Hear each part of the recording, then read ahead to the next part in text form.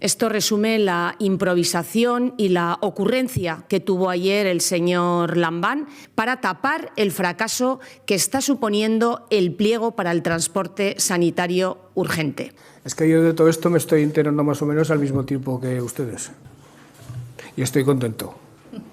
Con este nuevo plan, esta nueva chapuza, ha demostrado que al señor Lambán le preocupa más la hemorragia de votos del PSOE de Aragón que la salud y la vida de los aragoneses. Ni puede maltratar así a los técnicos de emergencias sanitarias, ni puede ofender de esta forma a los alcaldes del territorio que vienen denunciando estos recortes, pero tampoco puede tratar como tontos a los aragoneses creyendo que esto se lo van a creer y creyendo que esto va a ser una solución a un problema que solamente es responsable de haberlo creado el señor Lambán y el Gobierno de Aragón. Que sepa el señor Lambán que las consecuencias de esta irresponsabilidad recaen directamente en la salud y en la vida de todos los aragoneses.